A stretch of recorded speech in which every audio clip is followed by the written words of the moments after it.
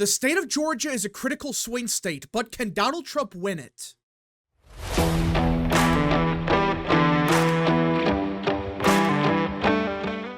What is up, people of the internet? It is me, Real American, back in with a new video, and today we have to talk about the 2024 presidential election because the state of Georgia is slowly becoming a must-win state for both campaigns. And I know that seems kind of obvious. Like, of course, Georgia is a must-win state for both campaigns. If you win Georgia, yeah, it's not as important as, say, winning Pennsylvania, for example. But if you win Georgia, you just gotta win Pennsylvania if you're Trump and you're the next president. And this goes both ways, by the way. If Kamala Harris wins Georgia, yeah, she still has to hold on to states like Pennsylvania, Wisconsin, Arizona, etc. But if she wins Georgia, more than likely, she's probably winning a state like Pennsylvania, for example. She's probably holding on to a state like Michigan. That's why Georgia is becoming a must-win state for both campaigns. And in recent weeks, it seems like the polling and the overall attitude about Georgia has shifted from, it's leaning towards Trump to, oh crap, it's a 50-50 state. What's going to happen this fall? Will Trump win the state? Will Harris win it? What's going on here? So let's look at Georgia, because as we get closer to the election, it appears on paper at least, Georgia's becoming more and more competitive. Now, just a couple weeks ago, everyone was in agreement that while it was possible for Biden to win Georgia, it was looking like Trump was going to easily win Georgia, not just by a half a point. There were some polls that had him up by 6, 7, 8 points. It was getting very bad for Biden, and it seemed like Trump was going to win by a lot. But ever since Harris became the Democratic nominee, well, look at the polling. It went from, Trump plus 4.5 to, Trump plus 0.2. In other words, it's a statistical tie. Now, we have to be clear about a couple things. For starters, there are some garbage polls like Bloomberg inflating the average. That poll is complete garbage. Again, if it's from Morning Consult and they have Harris plus 2, you might as well throw in the garbage, because that's how bad Bloomberg / Morning Consult can be. But even they can only get Harris up by 2. But every other poll, though, outside of the New York Times, oddly enough, they have the race within the margin of error. You had Insider Advantage, tied race. Emerson, it's Harris plus 1. The New York Times, like I said, just outside the margin of error. Polling Plus, they had a Trump plus 2. Cook Political Report, a garbage pollster, but they found the race tied.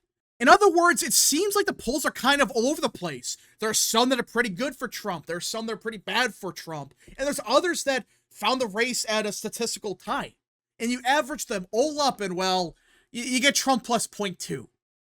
In other words, a statistical tie. It's a 50-50 race according to the RCP average. Now, when you compare this to prior cycles like 2020, you notice something very odd about Georgia polling. It's not like Wisconsin and Michigan where the polls are usually understate Republicans by like 10 points or whatever.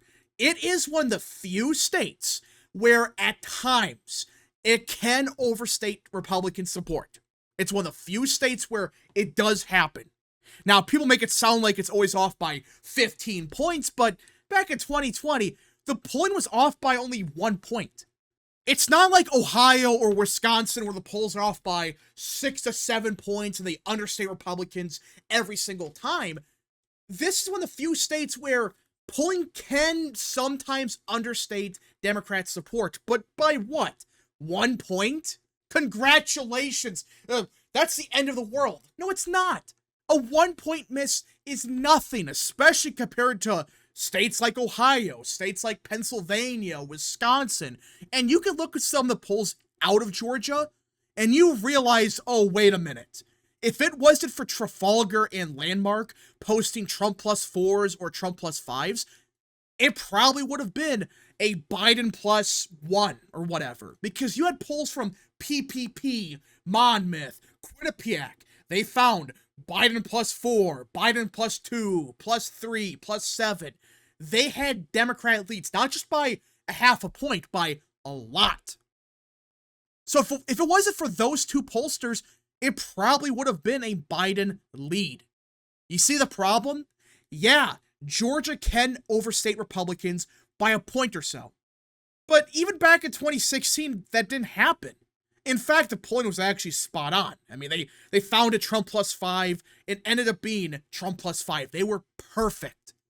So yeah, at times it can understate Democrats' support. But to say that it happens every single cycle, no. Sometimes it does. But sometimes it's actually right on the money. And at times it can actually overstate Democrat support, like it did in 2020 at times. Look at this.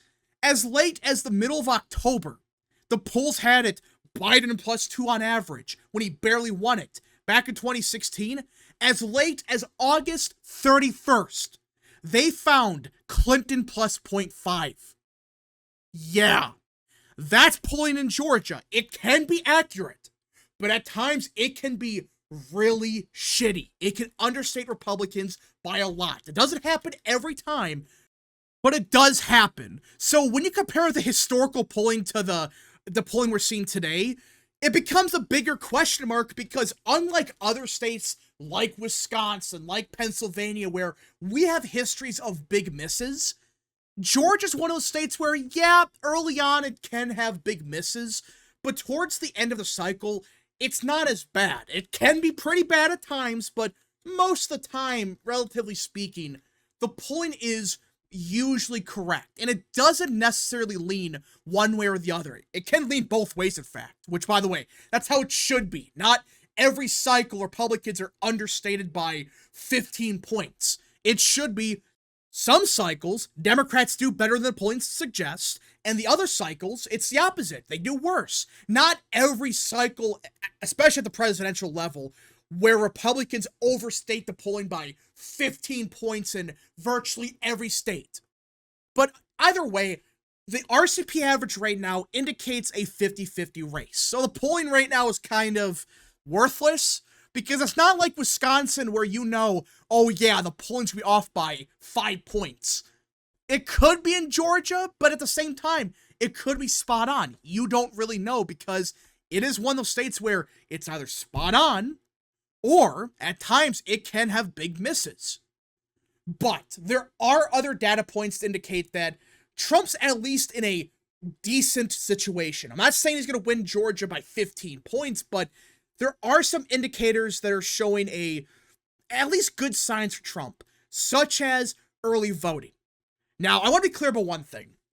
Early voting this cycle is going to be way less than it was back in 2020 for obvious reasons. You don't got COVID, so you're not going to have as many mail-in votes, especially in a state like Georgia. States like Nevada and Arizona and Florida, that's a little bit different, but in a state like Georgia, you're going to see less early votes. So you can't really compare 2020 to 2024. So you can't really say, well, Democrats are for sure going to win the absentee vote in Georgia by 30 points or whatever. You can't really say that because you don't know. Maybe Republicans are voting early more often, but the Democrats vote on election day more often. Maybe that's what's happening. It could, but let's be real.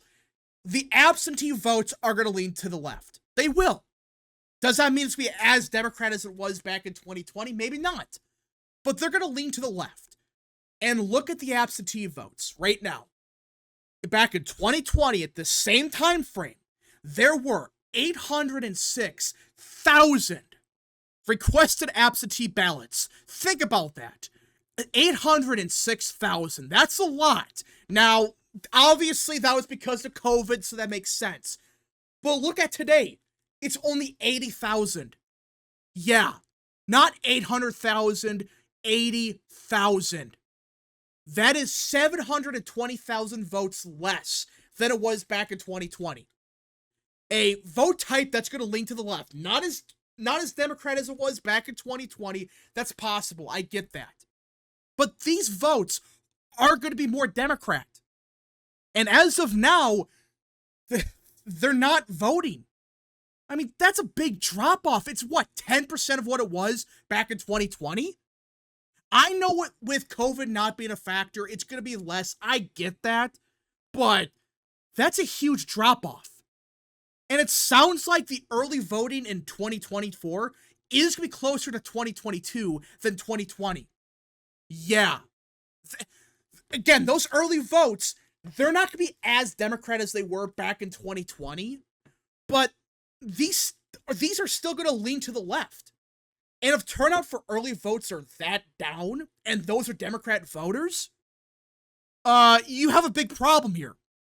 Because the entire Democrat strategy is bank as many votes in as possible before Election Day. You cannot have Election Day turnout be huge, while early voting's nothing. You just can't. Because the Democrat strategy banks on early votes. They don't factor in Election Day. They obviously will to a lesser extent, but they throw everything in the kitchen sink at early voting.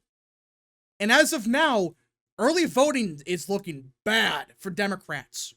It is not looking good at all. Now, is it possible that these people vote on Election Day? Yeah. But the problem is, Democrats were expecting way more than this. Like, I don't think they were expecting 800,000 early votes, but at the bare minimum, like, maybe 400,000 requested absentees, 300,000, at least maybe 200,000? Not 80,000. That is pathetic. And that number from 2020 was a few days prior to today. It was the 29th of 2020. These numbers are the 31st of 2024.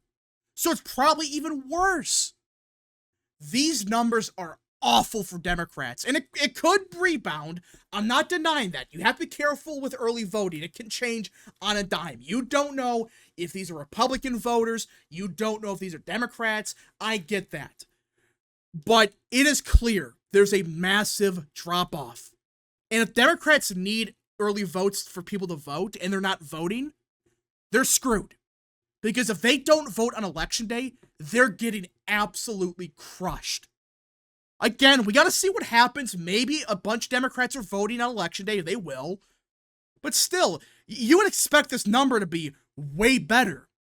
Because if you're banking all your votes before Election Day, you want this number as high as possible. And again, we are only in August. Maybe they have a mystical surge in September. That's possible. But right now, the trends are indicating it's probably turnout closer to 2022. Which, yeah, it wasn't a bad year for Democrats at all. But still, it's 2024. It's a presidential year.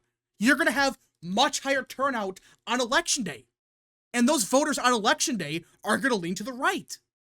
That's the problem here. Again, it's one data point. You have to be careful because early voting can be misleading.